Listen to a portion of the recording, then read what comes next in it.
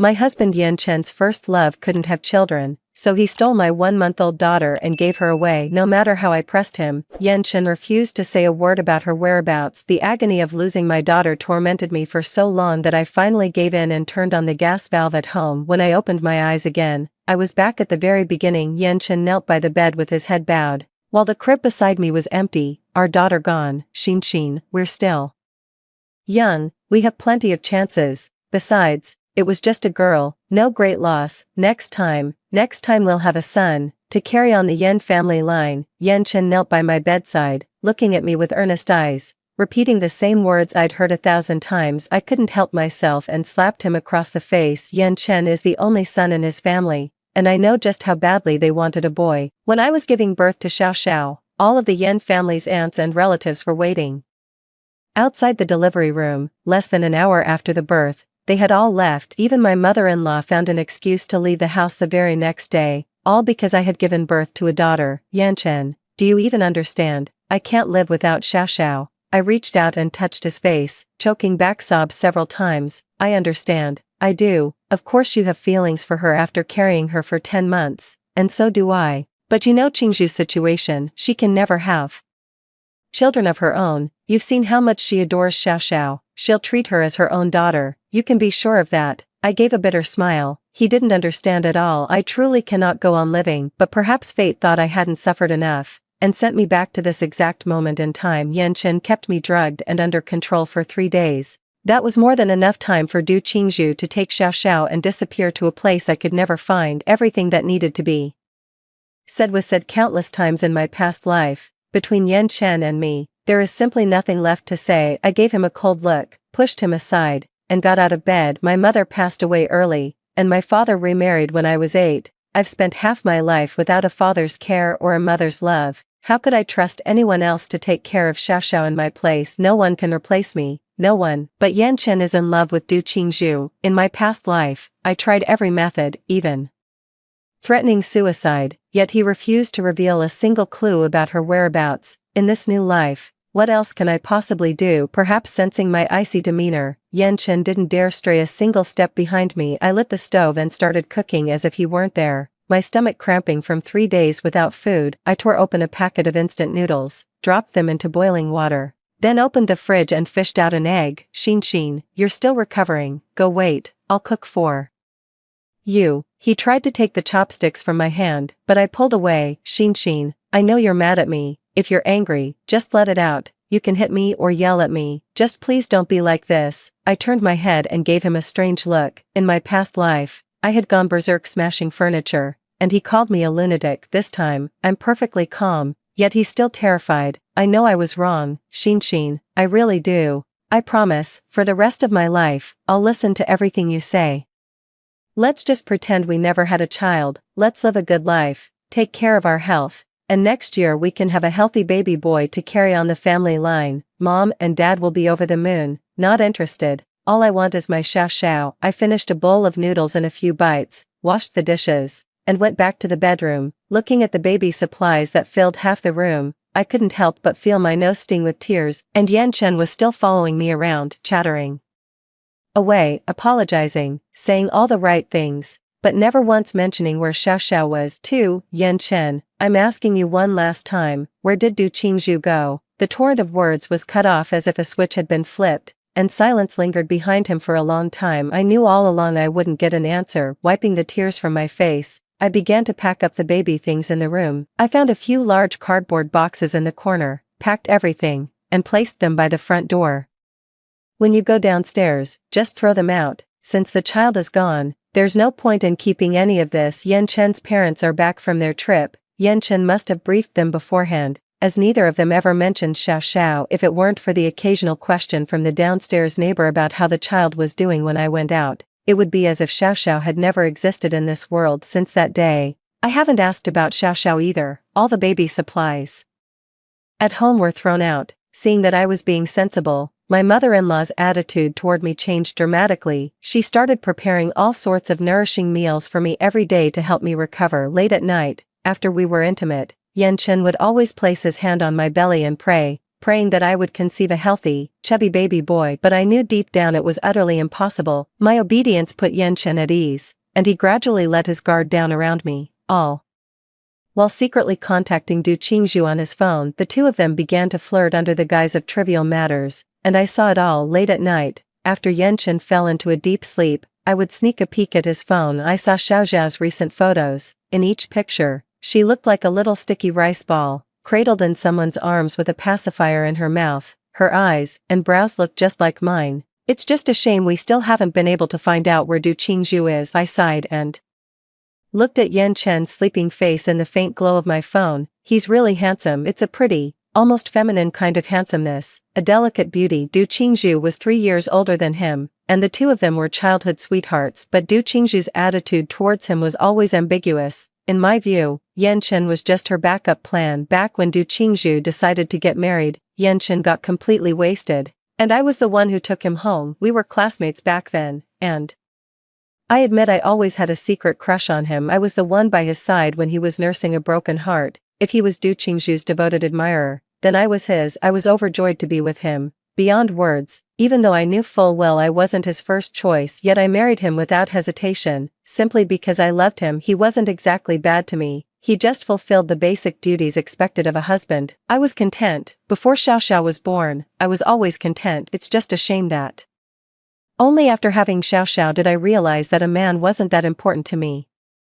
My child is the one who truly holds my heart. For the May Day holiday, Yen-Chen's workplace let out early, and he happily discussed with me where we should travel. How about Xinjiang? I've heard the scenery along the way is absolutely breathtaking. With only a week off, a road trip probably isn't enough time. I moved closer to him and reached out to put my arm around his neck. Alright, forget it then. I know you're tired from work too. We could just go somewhere like Chu County. What's so great about Chu County? You haven't had a proper trip in ages. We can go to Chu County anytime. Let's just take the road trip to Xinjiang. Yen-Chen took annual leave from work again, packed our things, and drove me to Xinjiang. I know he still feels guilty towards me. He's been so good to me lately, better than ever. He never refuses any of my requests, but he never mentions the little things. I don't ask either. Just occasionally find myself staring out the window. I'd deliberately space out right when he could see me. 3. The scenery on the road to Xinjiang was truly stunning. We set out early, and the closer we got, the fewer cars there were. Some stretches of road were utterly remote,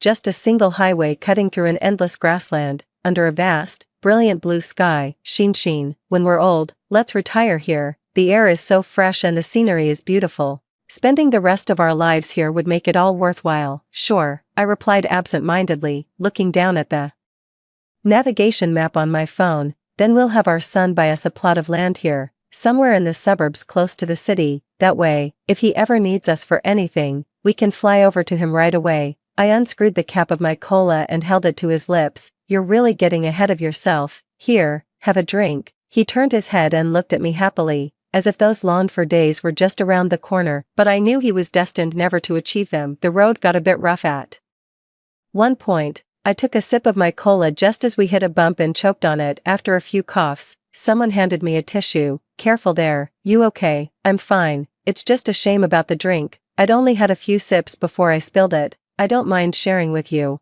I rolled down the window and poured the Coke out, letting the howling wind carry it away. Why'd you throw it out? I told you I don't mind. No, I do. With those words, I gave a wave of my hand and tossed the bottle into the roadside bushes. I watched that flash of red disappear into the grass before slowly rolling up the car window. Oops, I dropped it. Great, now I'm littering. He reached over and patted my head, his face breaking into a doting smile. 10 minutes later, on the highway to Xinjiang, an SUV speeding along suddenly began to swerve erratically. The front end veered left and right, careening dangerously close to the edge of the road. It finally hit a stretch of rough, uneven pavement and shot straight onto the grassy verge. The car flipped once in midair, landing nose first. Within 2 minutes, thick black smoke began to pour from it. I shook my head hard, trying to clear it, and struggled to crawl out of the passenger seat. Half my body was covered in blood. Even braced for the impact, I still ended up with a broken arm and a broken leg. I figured Yen-Chen was probably in even worse shape. Ignoring the black smoke billowing from under the hood, I grabbed the crowbar from the trunk and pried the mangled car door off with brute force. Yen-Chen was in a bad way. I couldn't be sure if he was going to make it. He was out cold, his face covered in blood. I forced his legs apart, took the sharper end of the crowbar, and drove it straight down into the center. He let out a muffled groan but didn't wake up. Thankfully, he didn't wake up. I wasn't ready to kill anyone. My last memory was dragging Yanshin toward the highway. A sudden explosion roared behind us, followed by a wave of searing heat. And then everything went black. I spent 2 days in the ICU before being transferred to a regular ward. It was a full 2 weeks before I finally regained consciousness. I know my injuries are severe. At the moment of the accident, even though Yanshin was disoriented, he instinctively protected himself, exposing the passenger seat to the more dangerous side, but I gritted my teeth and carried out my perfect plan. The result now is exactly what I've been dreaming of. When I came to, no one had noticed yet. I turned my head, searching around, and saw Yanshin lying on another hospital bed. He was staring blankly at the ceiling, not blinking for the longest time. "Darling," I called out to him several times before he slowly turned to look at me. "Shinshin, you're awake, darling. How are you feeling?" He gave me a comforting smile, though it was tinged with bitterness. "Don't worry, I'm fine." How could you possibly be fine? Did I miss the mark? Not at all. One of his little quail eggs burst, and the other, while not shattered, was also injured. Most importantly, his manhood was broken, and because he wasn't taken to the hospital immediately, delaying treatment, Yanshin is now the last eunuch of the new era. He was in a slump for a long time, like a different person. He wouldn't speak for days on end, and several times at night I could hear sobbing from the next bed, so much like me, silent, lost in thought. Suffering alone. Yanshin had no memory of how the accident happened.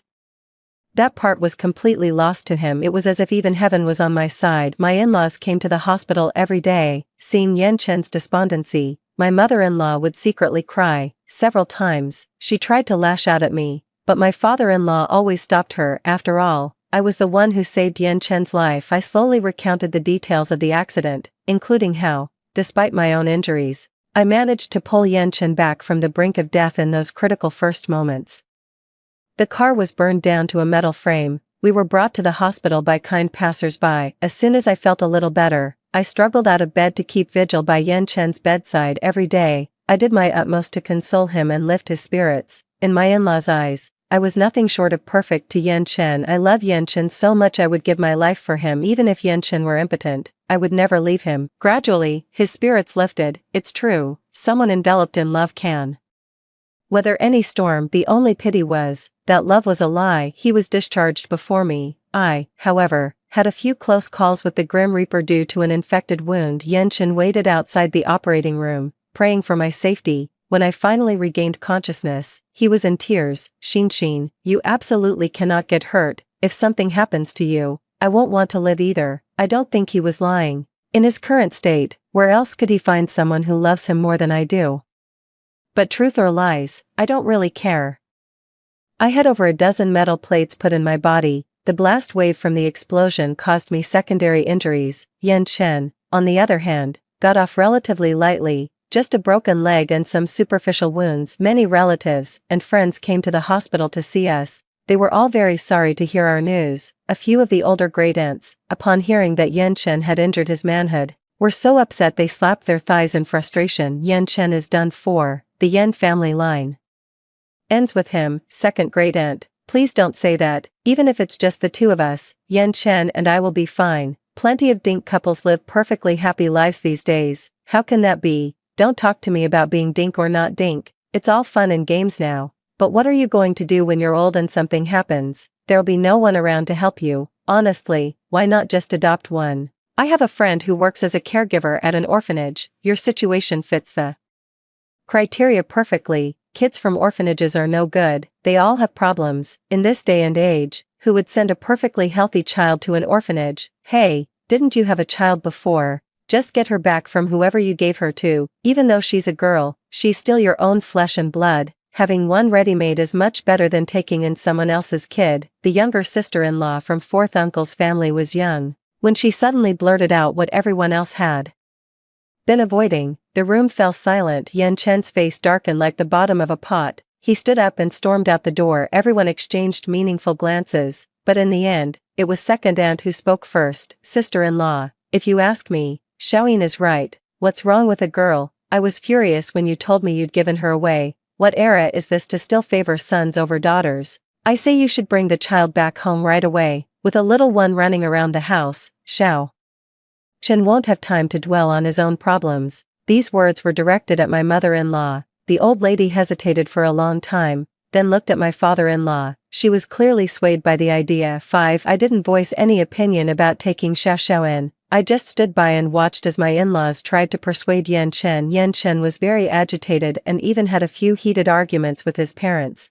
I gave them my word. How can you ask me to go back on it now? Do you want me to lose all face? Which is more important, your pride or your child? You can't have any more children. Xiao is your only one. Well, she's still young and won't remember. Go get her back now. Just pretend she was never given away. If you wait another 2 years, be careful she grows up resenting you for it. Mom, it was you who was so desperate for a grandson in the first place. Now you're so attached to this little girl. I wanted a grandson, but I never told you to give my granddaughter away.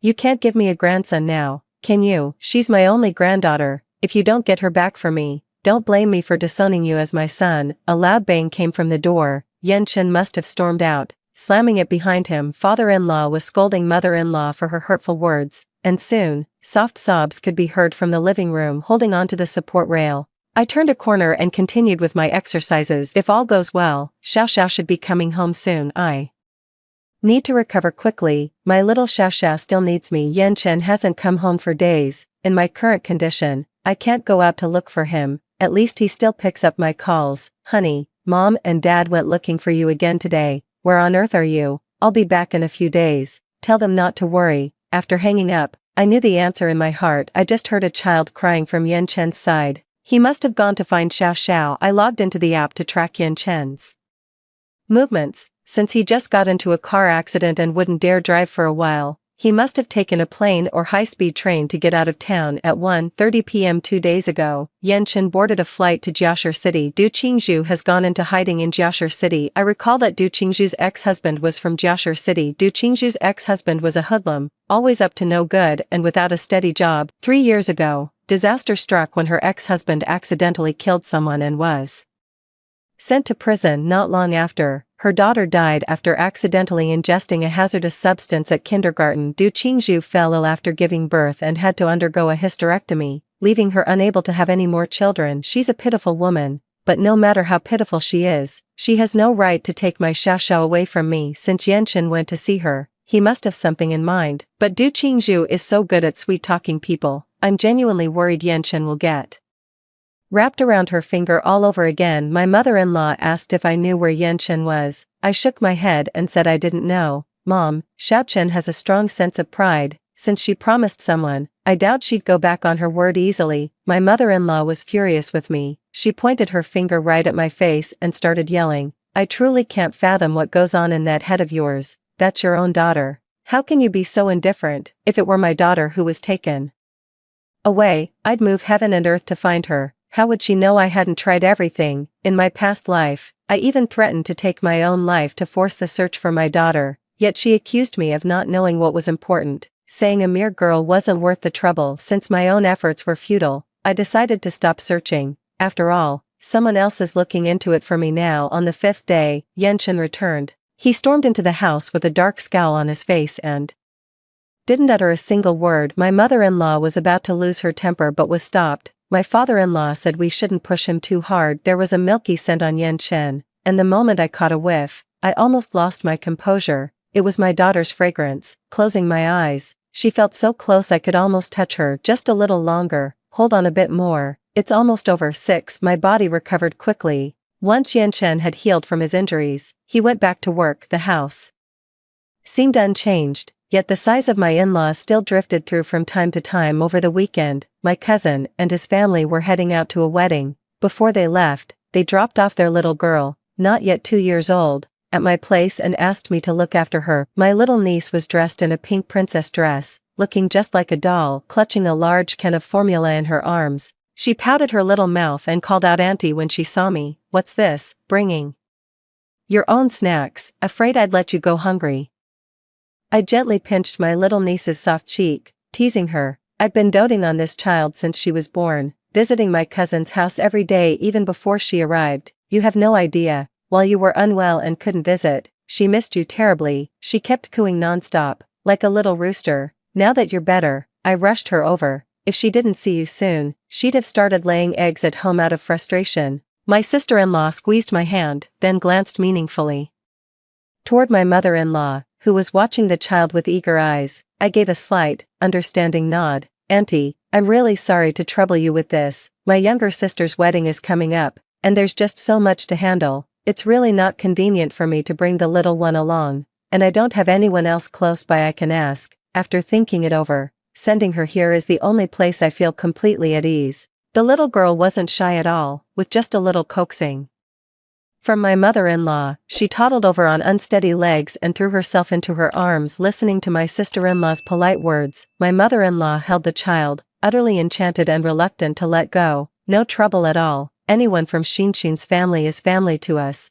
We're all one family here. No need for formalities. Besides, this little one is so adorable. I can't get enough of her. After my cousin and his wife left, I didn't need to look after my little niece at all. My in-laws doted on her as if she were the apple of their eye. Mom, it's the afternoon, you and Dad should go take a nap, let me have the baby. Oh, no need, you've never taken care of a child before, you won't manage well. Besides, your health can't handle her energy, you go rest, we'll take care of the baby. Your dad and I, my mother-in-law and father-in-law, took the baby back to the room for a nap. Just as the door was closing, the little one looked at me and smiled, revealing her sparse rows of tiny baby teeth. I think about Xiao all day, but I don't dare to actually pressure Yan Chen. At their age, my in-laws should get to know the joy of having grandchildren around. When Yan Chen came home from work in the evening, he froze for a long moment at the sight of little Bao crawling all over the floor. Honey, you're back, go wash your hands, dinner's ready. What's little Bao doing here? I told him all about my cousin's family situation.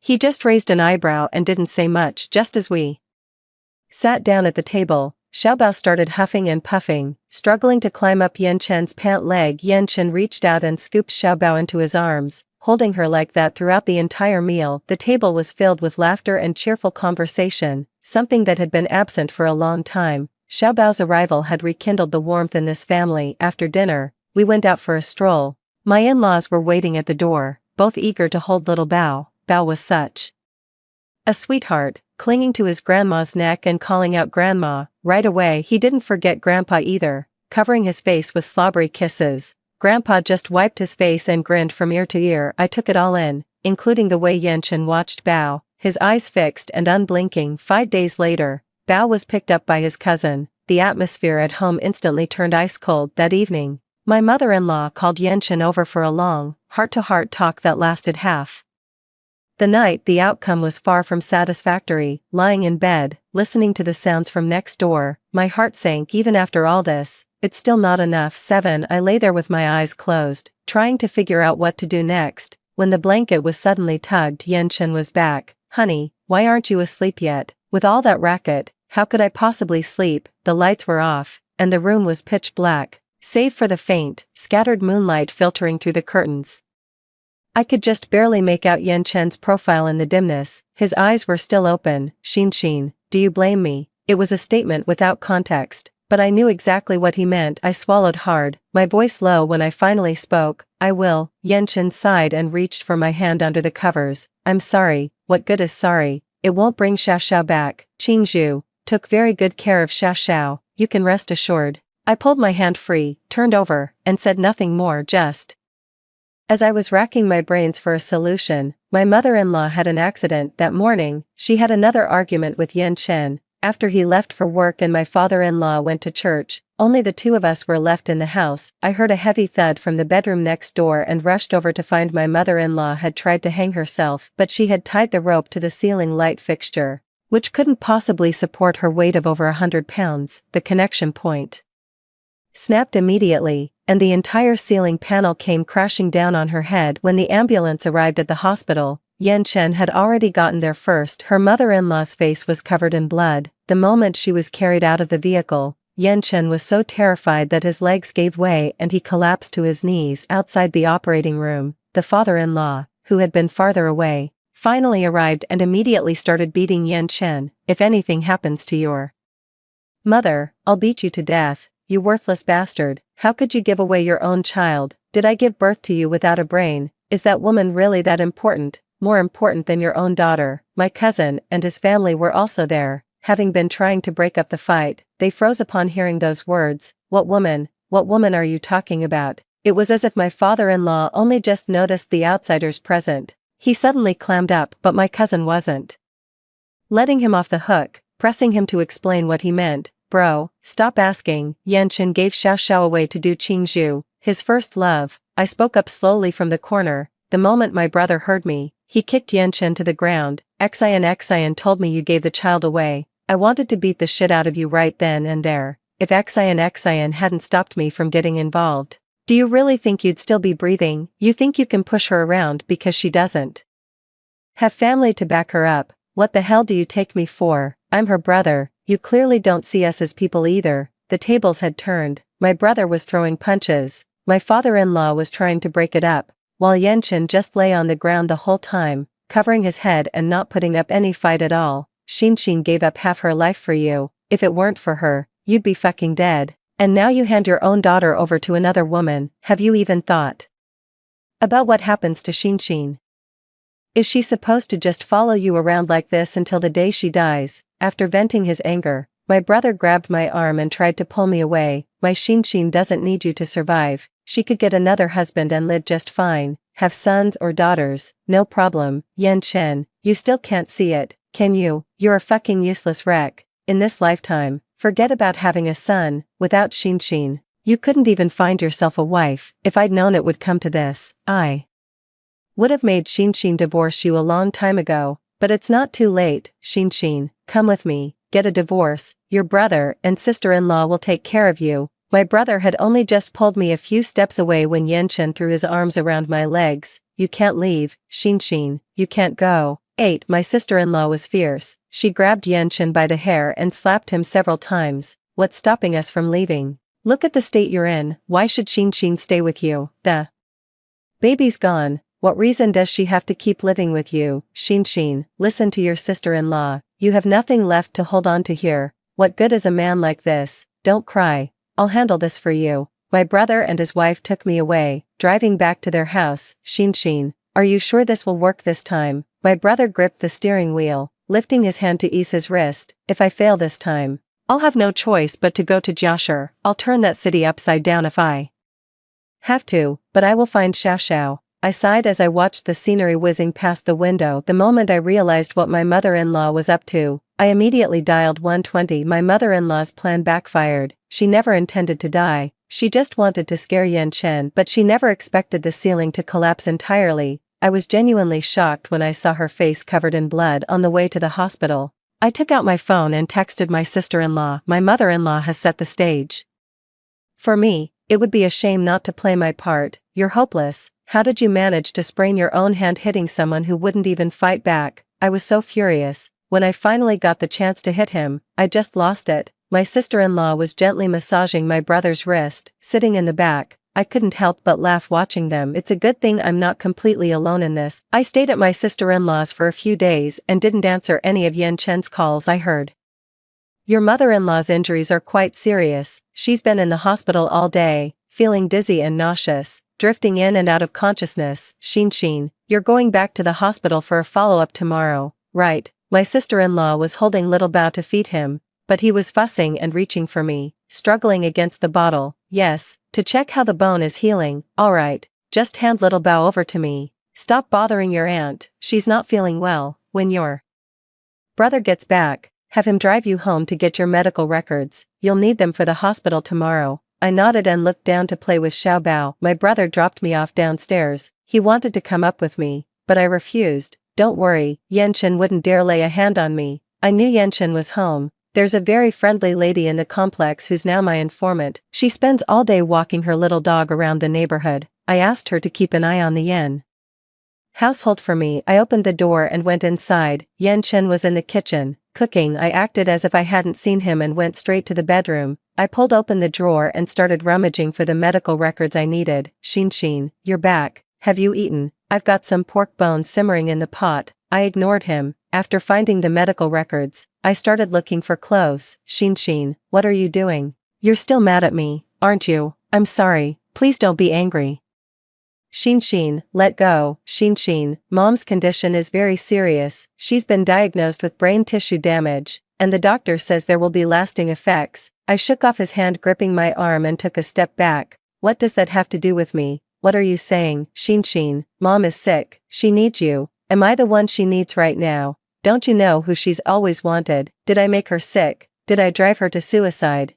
Chen. Don't you understand the root of all this? You can't wake someone who's pretending to be asleep, right? Do I really need to remind you why Mom killed herself? Xin, you've changed. You weren't like this before. I haven't changed. I've just finally seen things clearly. I could have overlooked your flaws. I could have spent my whole life with you like this, but Mom's obsession with Xiaoxiao was a wake-up call for me. Chen, in your heart, Du Qingzhu will always come first. She's above me, above Mom, above everyone. So tell me, what reason do I have left to stay by your side? No, Xin, you're all very important to me too, but no one is as important as her. Chen, I love you, I'd give my life for you, but the one you love will never be me. I was lugging a huge bag of clothes when I opened the front door, only to find my brother standing right there. Chen, who was behind me and trying to say something in his defense, suddenly fell silent. Too scared to speak at the sight of my brother took my luggage, shot a glare at Chen, then turned to press the elevator button. Chen, once Mom's condition stabilizes, let's talk and go get the divorce finalized. Just before the elevator doors closed, I heard Chen's final, shouted words, I won't divorce you, it's you I love the most, not her. 9. I received a video from Chen, it was filmed in a hospital. My mother-in-law was lying in bed, her head wrapped in bandages, looking at Chen with a silly grin, and in Chen's arms was Xiaoxiao. I rushed to the hospital without even changing my shoes. My sister-in-law followed me and even took a tumble. Xin, slow down, your brother will be here any minute, just hold on. My heart was already in the hospital room. I couldn't wait to see my child. After nearly a year apart, I finally saw my little one again. I held my little one tightly, sobbing uncontrollably. I've endured the agony of separation twice. This little one was in my belly for 10 months, and I've been dreaming of her ever since. Little one, Mommy has finally found you. This time, no one can take her from me unless I'm dead. My sister-in-law held me the whole time, and just before I cried myself into a faint, my brother finally arrived. Only when Chen saw my mood had improved slightly did he dare to approach. Xin, Xiaoxiao is back, our Xiaoxiao is back, and she'll never leave us again. I ignored him, my eyes fixed unwaveringly on Xiaoxiao. Suddenly, the door was flung open, a disheveled woman stumbled into the room, her gaze instantly locking onto the child in my arms. She rushed forward in a few frantic steps, intent on snatching her away. Xiaoxiao, give me back my child, give me back my daughter. My brother and sister-in-law immediately shielded me, and the woman, though being held back, was still trying to lunge forward like a madwoman. Qingzhu, calm down, I'm the one who's wronged you, but I really can't let you have Xiaoxiao anymore. Chen grabbed her by the waist and pulled her back, only for Du Qingzhu to turn around and slap him across the face. Chen, that's my child. Impossible. Xiaoxiao was born with a round birthmark on her shoulder. I just checked under her clothes. This is Xiaoxiao. Qingzhu, my family truly cannot go on without this child. Please, consider it a debt I owe you. Give her back to me, won't you? No, this child is mine. Once you gave her to me, she became mine. No one is taking her away. She tried to lunge forward and snatch the child, but my sister-in-law subdued her in a few moves. So you're due. Qingzhu, right, Chen's first love. I'm Xin's sister-in-law. Xiaoxiao was carried and born by Xin after 10 long months of pregnancy. Did you ever ask for Xin's permission before trying to take Xiaoxiao? Chen stole the child and gave her to you, and then you vanished with her. That's illegal. Do you even understand the law? I don't care. Chen gave her to me, so she's mine. I've raised her all this time. She is mine. No one can take her away. I am her real mother. Du Qingzhu's state wasn't right. It reminded me of my past life, a bit unhinged, yet still lucid. Chen, you stole my child when I wasn't looking. I'm calling the police on you. They'll arrest all of you. Xiaoxiao can only be mine. She struggled desperately. After watching for a moment, my brother took out his phone and called the police. Du Qingzhu was taken away by the police on suspicion of child trafficking. Chen was taken away as well, and as the child's mother, I also needed to accompany the police to the station. Before I left, I entrusted Xiao Xiao to my sister-in-law to look after. My mother-in-law struggled, trying to get out of bed. Xiao Xiao, you can't go, give her to me. I can't, I'm her mother, she stays with me. My father-in-law still hadn't grasped the gravity of the situation. He was only focused on restraining my mother-in-law and didn't intervene further. Little did they know, that was the last time they would ever see Xiao Xiao at the police station. I immediately initiated legal proceedings. I sued both Yan Chen and Du Qingzhu. Neither of them was getting away. Yan Chen requested to see me. After some thought, I agreed. Xian, Xiao Xiao is back now. Can you please let Qingzhu go? He's still in handcuffs, yet even now he's living in his own world. Will she let me and Xiao Xiao go? She won't. I know her state of mind all too well right now. It's a fight to the death. She will. I'll go talk to her. I can persuade her. Save your breath, both of you are the death of me. Don't even think I'll let you off the hook now. Not a chance. How can you say that? We got along just fine during the time Xiao Xiao wasn't around. I narrowed my eyes, suddenly finding I had no desire to speak to him any further. What I've been through, how could he possibly understand? Yan Chen, do you really think a mother can be fine after losing her child? You're underestimating a mother's love. What do you mean by that? Nothing much, I just mean that from now on, neither I nor Xiao Xiao have anything to do with you. Since you care so much about Du Qingzhu, just wait for her to get out of prison and spend the rest of your life with her. Honestly, you two are a perfect match. Neither of you can have children, one's defective, the other's dysfunctional, a match made in heaven. In my past life, I called the police too, but Yan Chen used my supposed postpartum depression as an excuse to confine me at home, dismissing the officers with just a few words. When my brother and sister-in-law came to visit, Yan Chen directly gave me medication that clouded my mind. He told my brother I had a mental illness, producing a forged diagnosis on the spot, claiming he feared I might harm the child. He sent my in-laws back to the countryside with Xiao Xiao. He cut off every possible escape route I had, driving me to my death, all just to fulfill the wish of his beloved white moonlight. There's no way I would let them off the hook. Du Qingzhu was suspected of child trafficking, however, due to the special circumstances of the case and a subsequent diagnosis of intermittent psychosis. She was not sentenced but instead committed to a psychiatric hospital for confinement. Yan Chen was sentenced to 1 year in prison, and I went through the procedures to divorce him smoothly. Xiao Xiao is in my custody. I proactively petitioned the court to sever the father-son relationship between Xiao Xiao and Yan Chen. Given the prior child trafficking case, the court granted my request. I took Xiao Xiao to a new city, rented an apartment, and went back to my old line of work. I'm a drafting engineer.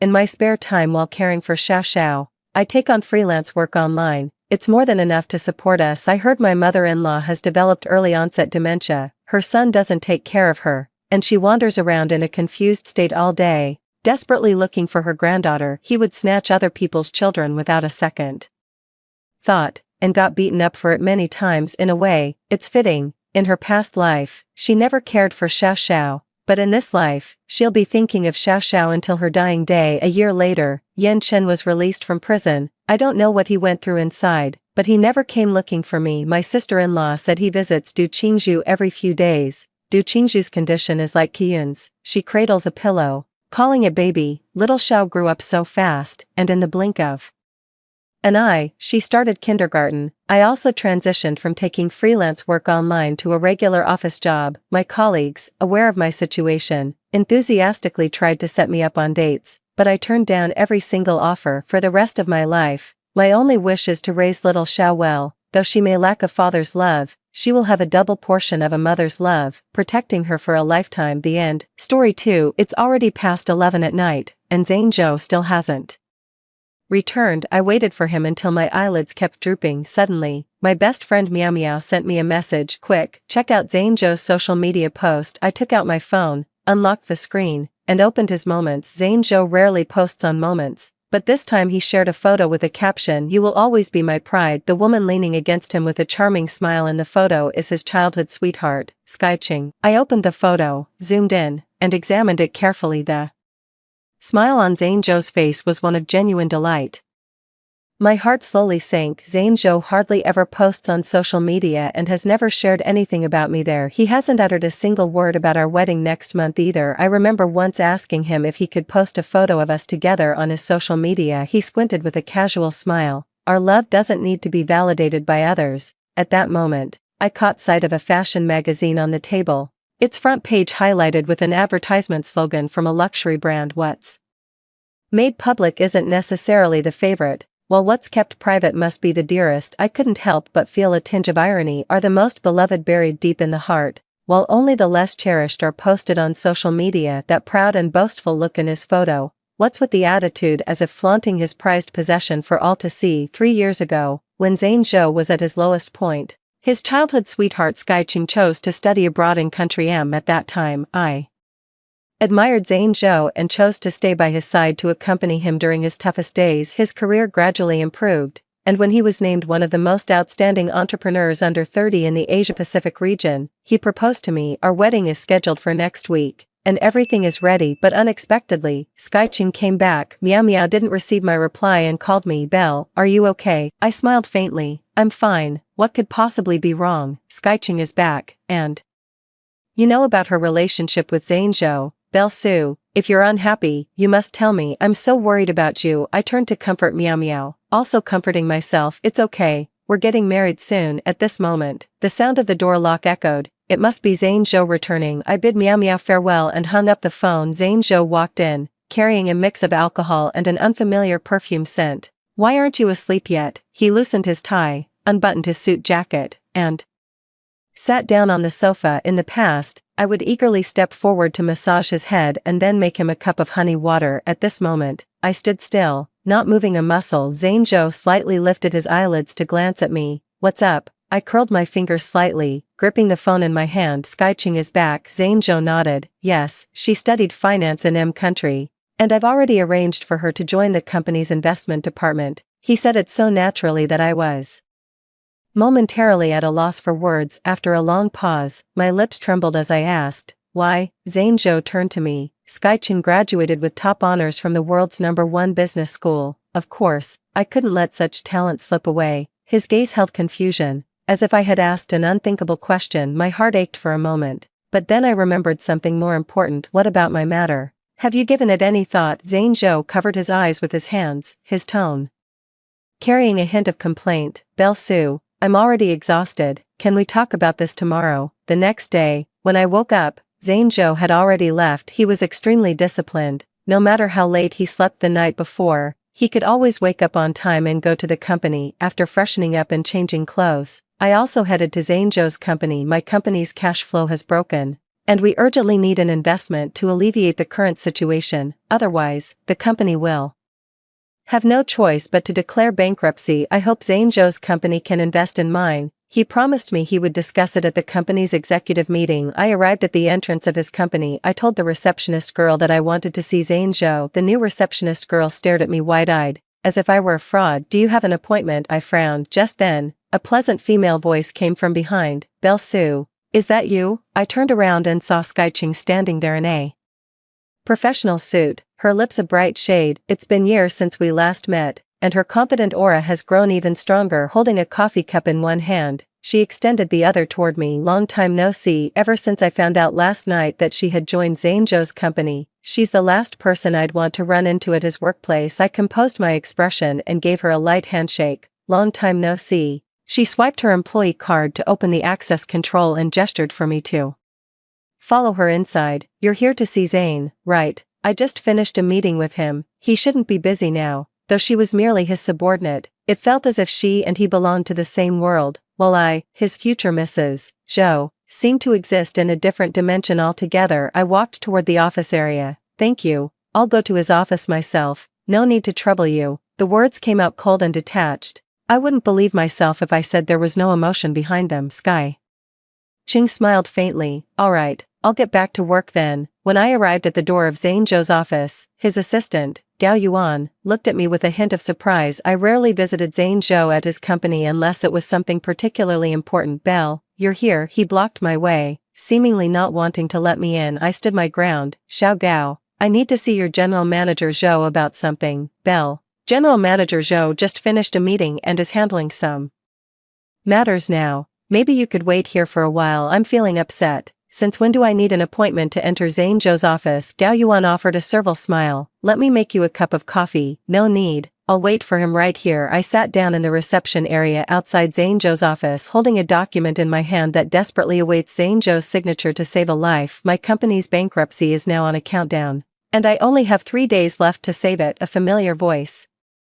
sounded behind me. Xiao Gao, President Zhou wants to see me now. I didn't look up. The owner of this voice is too easy to recognize. It's unmistakably that woman, Sky Cheng. Sky Cheng's gaze seemed to sweep over me, but she didn't linger. Pushing open the door to Zhang Zhou's office and walking straight in, Gao Yuan scratched his head, looking somewhat awkward. Sister Belle, Vice President Cheng and President Zhou have matters to discuss, so please don't take it personally, Vice President Cheng. Zhang Zhou must really value Sky Cheng. Back when he was at his lowest, I helped him make a comeback. After the company got out of trouble, I asked for the position of vice president. He refused and wanted me to resign and become the woman behind him. Unwilling to be idle, I founded my current company. Yet Sky Cheng, a fresh graduate, effortlessly secured the position of vice president. The office echoed with Sky Cheng's silvery, joyful laughter. Zhang Zhou is always serious at work, and probably no one except Sky Cheng dares to laugh in front of him. My heart ached as if pricked by needles, and I felt restless, wanting to leave, but after glancing at the documents in my hands, I sat back down again. Finally, Sky Cheng emerged from Zhang Zhou's office. Belle Su, Zhang is available now, you may go in. She greeted me with a smile, as if a family member welcoming a guest. I stood up, expressionless. Thank you, Vice President Cheng. I enunciated the words Vice President Cheng with particular clarity, the sarcasm dripping heavily. I walked into Zhang Zhou's office. The lingering scent of Sky Cheng's perfume still filled his office, making me sneeze involuntarily. Zhang Zhou sat in his office chair, wearing an all-business expression. What brings you here? He asked. I handed over the document in my hand. Have you decided about investing in my company? Zhang Zhou didn't take it, his expression blank. After deliberation by the company's senior management, we've decided not to invest in your company. I've already met with many investors, and they all find it strange why I didn't approach Zhang Zhou directly. In their view, if even Zhang Zhou isn't willing to help me, there must be something wrong with the project, so almost everyone has turned me down. Zhang Zhou is my last hope. His response shattered the last glimmer of hope in my heart. Noticing the disappointment on my face, Zhang Zhou explained, Belle, please understand that business is business. Regarding the decision to invest in your company, we have a strict evaluation process.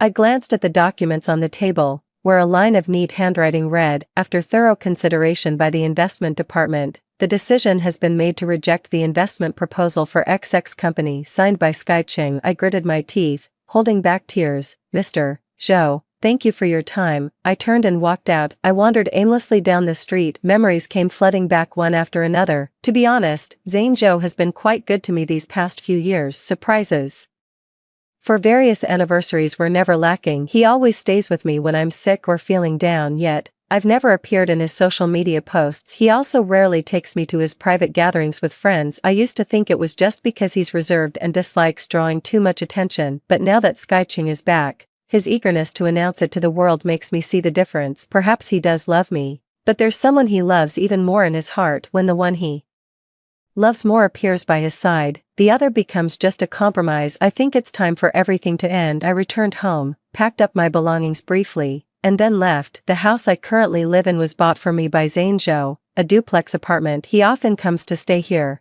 but in Blue Moon Bay, he has his own villa, which is also our new home. This apartment holds many of our memories, but when it came time to leave, I realized there was nothing worth taking except for some clothes and daily necessities. I pushed my suitcase straight to the airport. I bought a plane ticket to Yunnan. I've always wanted to experience that kind of leisurely, carefree courtyard life. I used to beg Zhang Zhou to go with me, but he always made excuses about being too busy with work to leave. After boarding the plane and settling into my seat, I received a call from the hotel asking about the details of my wedding next month. I directly informed them that the wedding had been cancelled. The hotel staff tactfully mentioned that even though the wedding was cancelled, we still needed to pay a penalty fee. I immediately agreed, deduct it from the deposit, take whatever amount is necessary. After all, it was Zhang Zhou who paid the deposit, so I didn't feel the slightest bit of heartache. After hanging up the phone, I switched my phone to airplane mode, put on an eye mask, and fell asleep during the plane's descent. It encountered turbulence and suddenly began shaking violently up and down. I was jolted awake from my sleep. A wave of fear surged in my heart, and I instinctively grabbed the arm of the person beside me. The sweet voice of the flight attendant came over the intercom, reassuring passengers not to be afraid. Apart from the flight attendant's voice, the plane was eerily quiet, with passengers hardly daring to breathe. After a series of bumps, the aircraft gradually stabilized. I let out a long sigh. Finally, "It's over, ma'am, are you okay?" A pleasant male voice beside me made me realize I was still gripping the arm of the person next to me. I looked up, and a pair of handsome eyes met my gaze. The man's features were sharply defined, his pupils deep and dark, yet exuding an air of pure youthful spirit. "It's you." The corners of the man's lips curled up. I released his arm and looked at the person before me, feeling a vague sense of familiarity but unable to recall who he was at the moment. "Belle Sue." He called out my name accurately. "Who are you?" "Jax Liu." "Ah, I remember now." Jax Liu is a famous investor. I once made an appointment with him, hoping he would invest in my company, but that day Zhang Zhou suddenly called and asked me to accompany him to an awards ceremony, so I stood him up. Jax Liu smiled meaningfully. "You really are a busy person with a short memory." I felt a bit embarrassed but still asked, "Mr. Liu, I don't remember us meeting before, although we had an appointment that time." "Still, but you stood me up." Jax Liu tilted his head slightly. "But I was also at that awards ceremony you attended that day, and I went to the celebration party after the awards ceremony too." After the awards ceremony that day, Zhang Zhou proposed to me at the celebration party. There weren't many people present at the time, and I never expected Jax Liu to be there too. "So that's what it was, Mr. Liu. It's not that I don't remember you, it's that I genuinely didn't know you before," I explained to myself. Jax Liu smiled nonchalantly. "It's fine, Miss Sue. Are you planning to travel to Yunnan?" I nodded. "What a coincidence." "Me too, Miss Sue. Would you be interested in being my travel companion?" I had already prepared a solo travel itinerary and didn't want to change my plans for someone else, Mr. Liu, but I just want to wander around alone at my own pace. Bringing someone else along might be a bit inconvenient. Jax Liu's face showed a hint of grievance. "I just decided to travel on a whim without any plans. Right now, I don't even know where to go after the plane lands." I was slightly surprised. "Mr. Liu didn't make any plans at all." He nodded. "Exactly, that's what makes it a spontaneous trip. I promise I'll follow your lead completely and won't make any demands. Miss Sue, could you take me along?" I thought about it and agreed, since traveling alone does have its inconveniences. If he doesn't interfere with my travel plans, it might be worth considering going together. Jax Liu winked at me, and the sight of this handsome guy acting cute made my heart skip a beat. "Alright, if you don't have other plans, we can travel together, but you'll have to listen to everything I say." I emphasized the last sentence to make it clear that this was my condition for agreeing to travel with him. Jax Liu curled his lips into a smile. "Don't worry, I'll definitely listen to everything you say." At that moment, the plane smoothly touched down on the ground. Jax Liu eagerly helped me retrieve the suitcase from the overhead compartment, and his way of addressing me had changed too. "Team Leader Sue, let's go." I had already booked a homestay by the shore of Arai Lake. The homestay has a small courtyard, and the room features floor-to-ceiling windows facing the entire Arai Lake. In the early morning, sunlight streams through the glass windows into the room, allowing you to gaze at the tranquil lake surface from the comfort of your bed. When I first saw the photos of this homestay's room online, I immediately booked it without hesitation. We rented a car at the airport and drove straight to Dolly. At the front desk of the guest house, the owner apologized. "I'm sorry, we're fully booked today. Only the room you reserved in advance is available." I widened my eyes. "No way, didn't we just call to ask you to hold an extra room for us?" "I'm really sorry,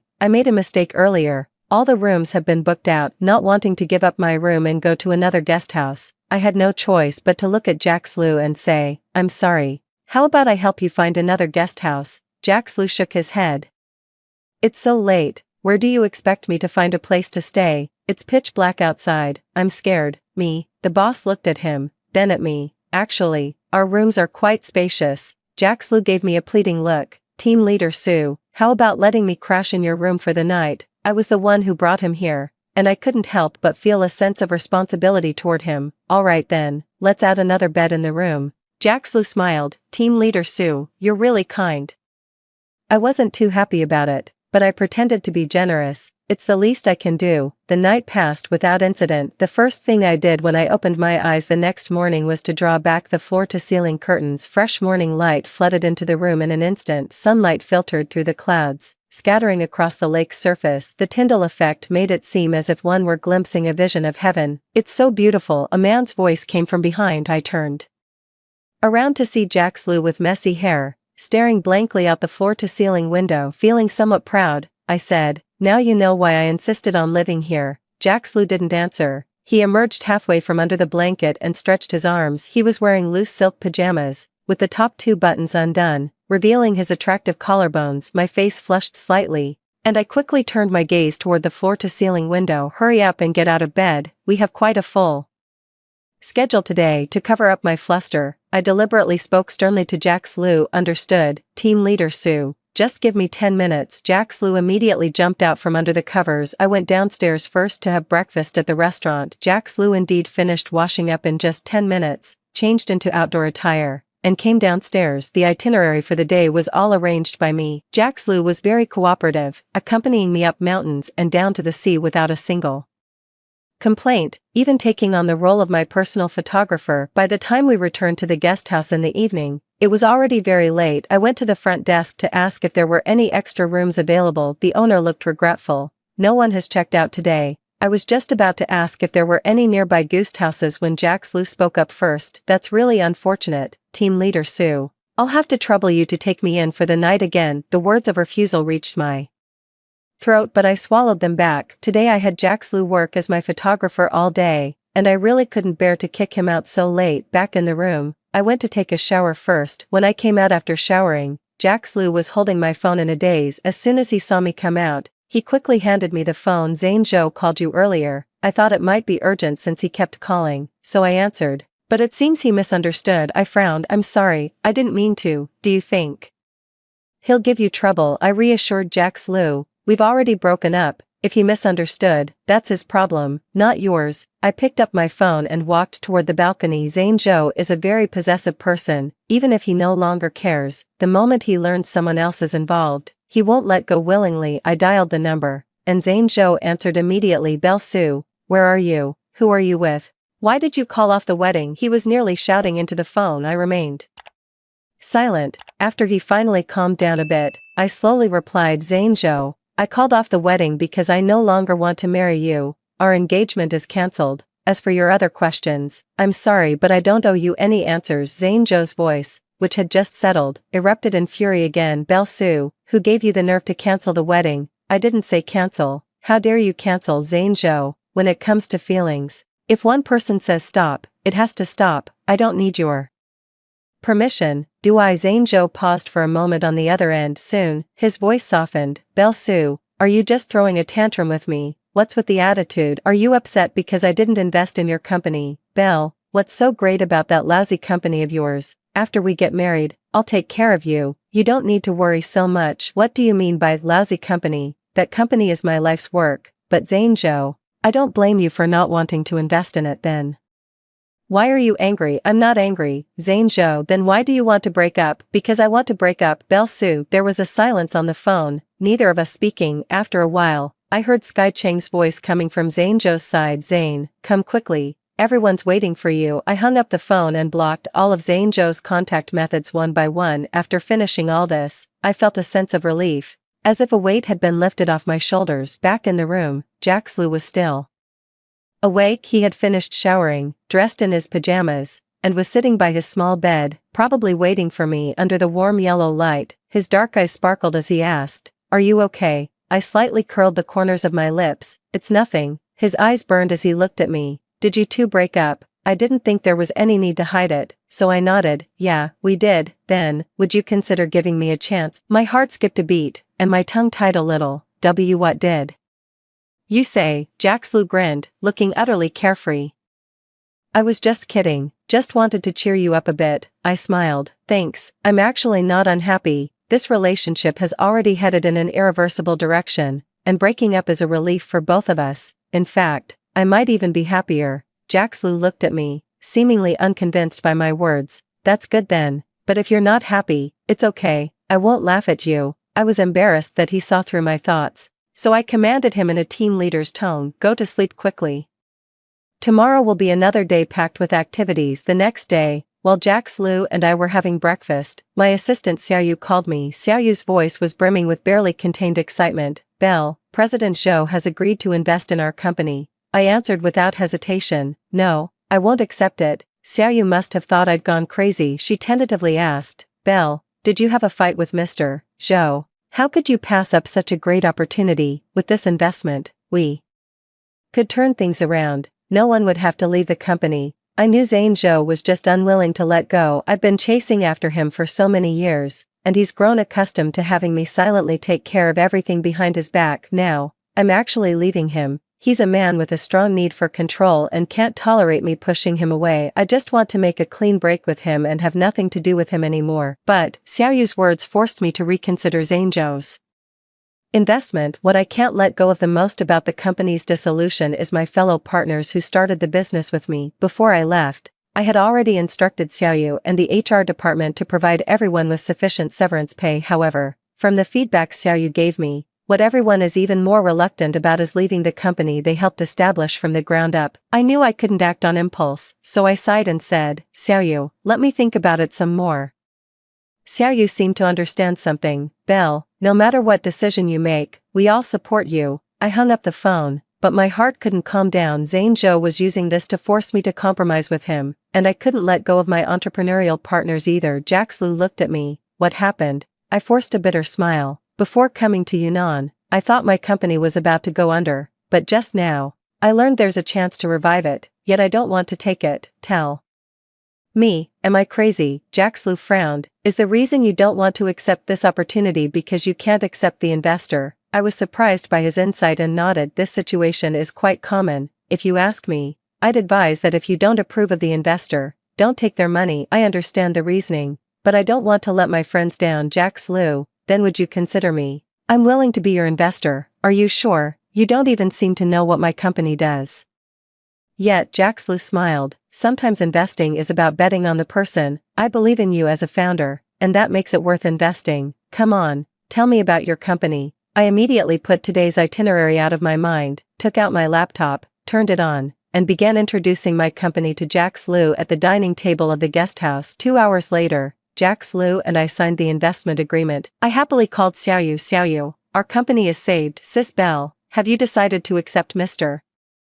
Zhou's investment?" "No, I found a new investor." "Sis Belle, your efficiency is truly admirable." Suddenly, I heard Zhang Zhou's voice coming from Xiaoyu's phone. "Belle Su, where are you? Why won't you accept my investment?" "Right now, I'm the only one willing to invest in your failing company. If you reject me, you're doomed." Xiaoyu's panicked voice rang out. "Zhou, President Zhou, what brings you here?" Afraid that Zhang Zhou might give Xiaoyu a hard time, I said, "Zhang Zhou, my company has already found a new investor. Don't trouble my employee." Zhang Zhou's voice carried a hint of mockery. "A new investor? None of the investors you know are willing to back you. Who else could possibly invest in you? How do you know none of them are willing to invest in me? Did you say something to them?" Zhang Zhou paused for a moment, then softened his voice. "Belle, I just don't want you to work so hard. After you marry me, why not just stay home and be my woman?" My heart turned ice cold in an instant.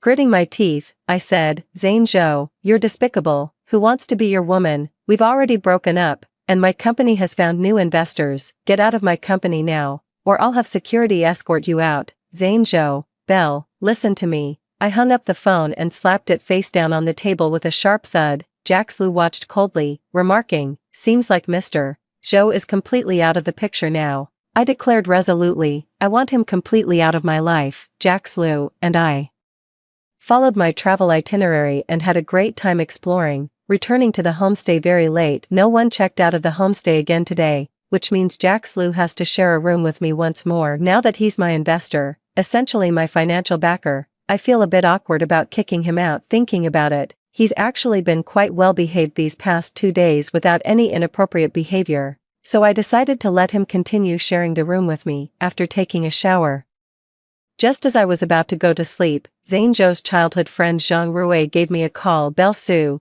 Zhang Zhou is drunk and insists that you come pick him up. Where are you? Hurry over." I sneered. "Sorry, I'm busy." Zhang Rui was taken aback. In the past, whenever Zhang Zhou got drunk, He would call me to go pick him up no matter how late it is. I'll dutifully rush over without complaint. My current response must have surprised Zhang Rui. Belle-Sue, is it really you? You're actually ignoring Zhangzhou. Zhang Rui, I've already broken up with him. Please don't call me about his matters anymore. Belle-Sue, are you serious? You're throwing a tantrum with Zhangzhou just because Skyching is back, aren't you? Let me tell you, there's no way they'll get back together. Skyching was the one who abandoned Zhangzhou and went abroad back then. Even if Zhangzhou had no self-respect left, he wouldn't reconcile with her. Zhang Rui, stop it. I'm just genuinely tired, and it has nothing to do with Skyching.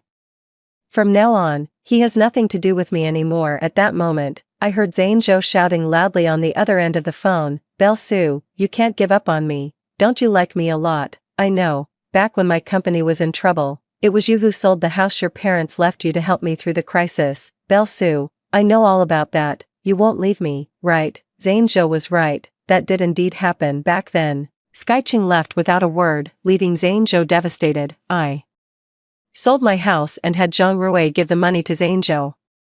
Afraid his pride wouldn't let him accept it directly, so I told him the money was from Zhang Rui. I had specifically asked Zhang Rui not to tell Zhangzhou about this. It seems Zhang Rui didn't keep his promise. Zhangzhou, I did love you once, but it's all in the past now. Let's each find our own peace. I hung up the phone and promptly blocked Zhang Rui's contact as well. Jax Lu sat aside playing with his phone. Suddenly, he clicked his tongue in surprise. Zhangzhou posted so many moments at once.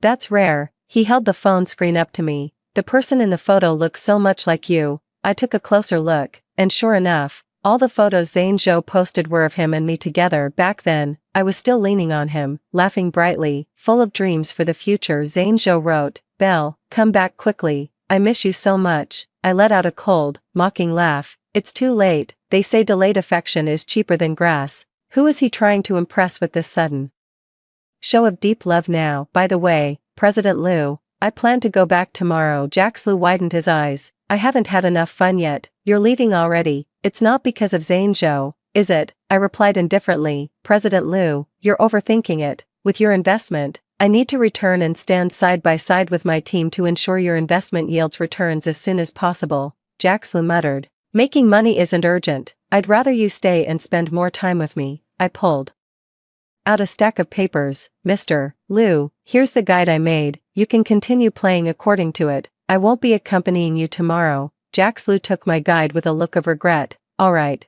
then I'll just have to explore on my own. The next day, Jax Lu went out alone very early to watch the sunrise. Following my guide, I booked my return flight ticket and then went to the front desk to check out. The boss told me that Jax Lu has already paid for these days' accommodation and even extended the room booking. I didn't insist on paying for my own stay. I guess I'm working for him now, and him covering a few days of my accommodation counts as a company team building activity. Before packing up and leaving the guest house, the boss mysteriously told me we actually had available rooms these past few days, but Mr. Liu wouldn't let me tell you. He insisted I say we were fully booked. The boss smiled apologetically. I didn't want to lie to you, but he was just offering too much money. I frowned. Aren't you afraid I'll leave a bad review for your homestay online? I believe you wouldn't. You seem like a kind person at first glance. Alright, you're quite perceptive, but I have one request. Could you charge Mr. Liu double the room rate? If you don't do this, I'll really leave you a bad review. Back at the company, after a brief meeting with the team, we immediately dove into the intense workload. I've come to understand the importance of positive cash flow. I don't want to face the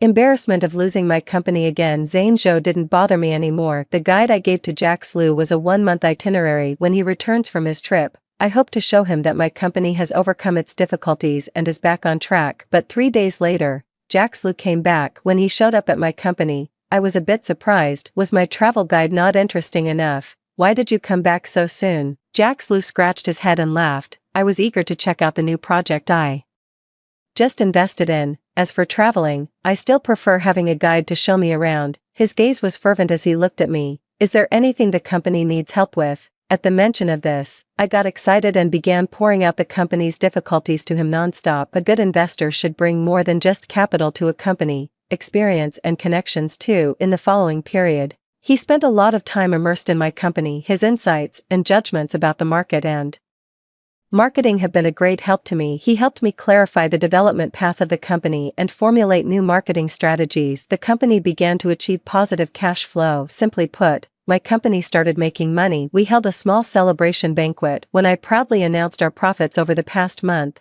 I saw tears in everyone's eyes. Our hard work has finally paid off. We've started making profits and achieved self-sustaining capabilities. We've pulled ourselves back from the brink of bankruptcy. I raised my glass and looked at Jax Liu. President Liu, the person I should thank the most is you. Jax Liu smiled and said, you should thank me, but the person you should thank the most is yourself. Our glasses clinked together with a crisp clink, and I felt a slight tremor in my heart. His gaze upon me grew more intense and fervent, yet I turned my head away, looking in another direction. Perhaps aided by the alcohol, my heart was racing too fast, and I feared he might notice my nervousness. The company's performance was improving, and I was becoming increasingly busy. Though I often felt the burning gaze of Jax Liu upon me, I chose to ignore him. One day, Jax Liu sent me an email about a selection of female business leaders, and he could recommend someone he thought was suitable. I recommended you. I'm flattered. Trust me, you deserve it. I think so too. Let's wait and see. On the day the candidate list was announced, I saw Skycheng's name. No need to guess, Skycheng must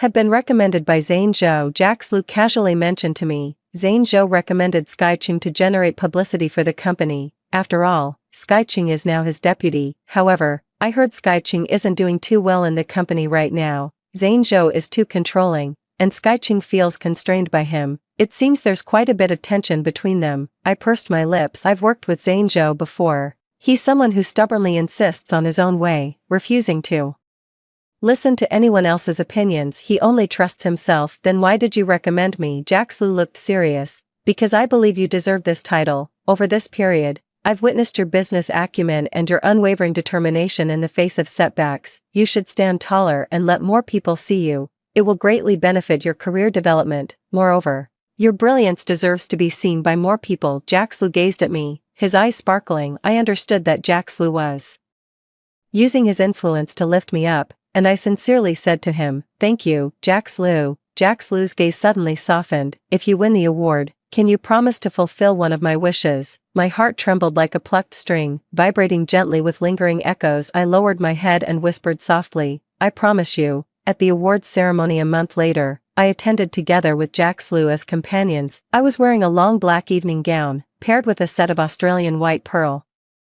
necklace and earrings. This outfit was prepared for me by Jax Liu.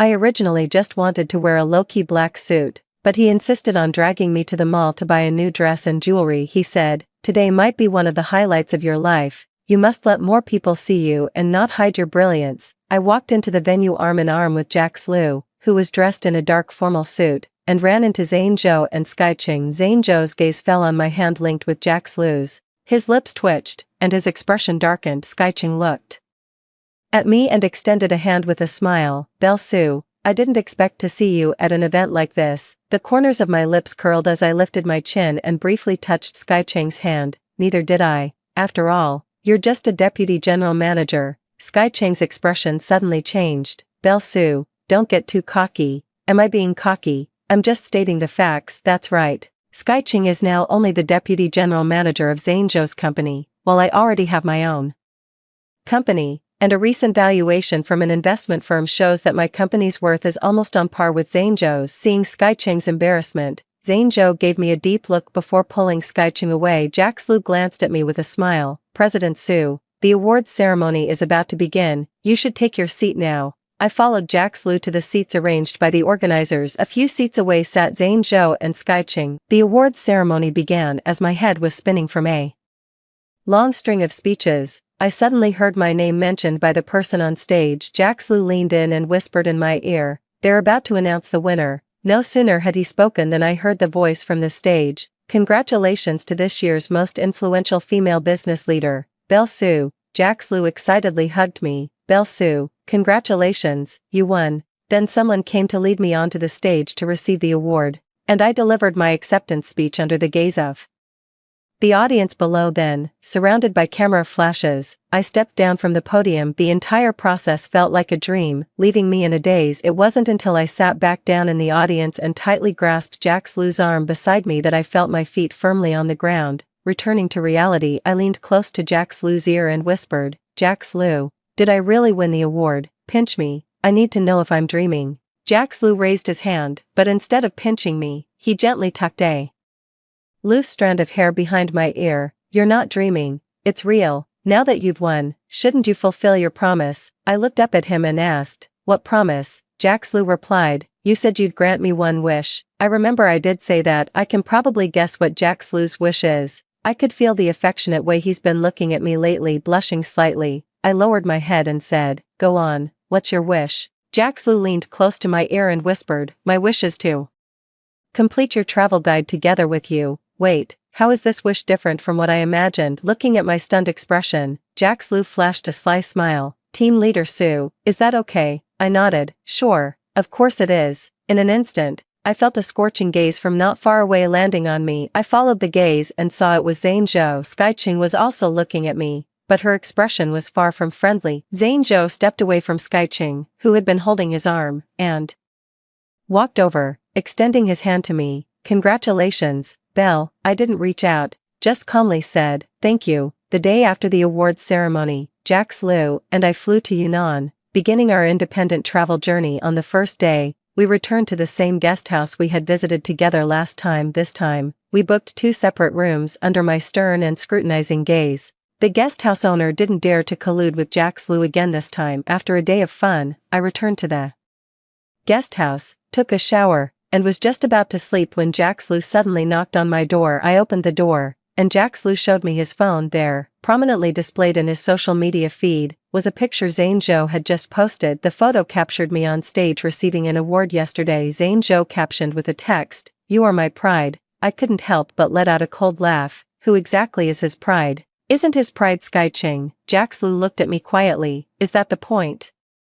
I looked up, and his eyes full of grievance met mine. Then what is the point? Jax Lu knelt down on one knee, holding up a ring box. Belle Sue, marry me. The sudden proposal left me stunned. Jax Lu, stand up first. What kind of act are you putting on this time? Jax Lu remained kneeling properly on the ground, holding up the diamond ring. Belle Sue, I like you. I don't just want you to be my tour guide on this trip. I want you to be the guide for the rest of my life. As I looked at him, the emotions in my heart could no longer be held back. I nodded, I do. Jax Lu stood up and quickly slipped the ring onto my finger. Before I could say anything, a passionate kiss sealed my lips. After the long kiss ended, Jax Lu held my hand and took a photo. He posted this photo of our hands intertwined on his social media while complaining, actually, I was planning to propose to you after we reached the summit of the snow-capped mountain the day after tomorrow, but when I saw Zhang Zhou's post, I decided to propose early. I leaned over to look at the post Jax Lu had shared. He had posted a photo of him holding my hand, with the large diamond ring in the picture being quite eye-catching. Jax Lu's caption read, Belle Sue, you will always be my pride. Thank you for agreeing to be the leader of my life from now on. Jax Lu will always be your most cooperative team member. Soon. His WeChat Moments post attracted numerous likes and comments, including some from investors I knew. Belle Sue, aren't you planning to post a WeChat Moments update too? I leaned back on the sofa, admiring my sparkling diamond ring. No need to rush, right? We just confirmed our relationship. Jax Lu looked at me seriously. Belle Sue, I'm serious about you, and I hope you are too, so, you'd better post an official announcement on WeChat Moments right now. Immediately, I leaned in close to him. No, not now. I have more important things to do. I tilted my head up and kissed Jax Lu's lips. The one you love most should not only be buried in your heart but also proclaimed to the world if it's the right person. Of course, let them shine in the sunlight.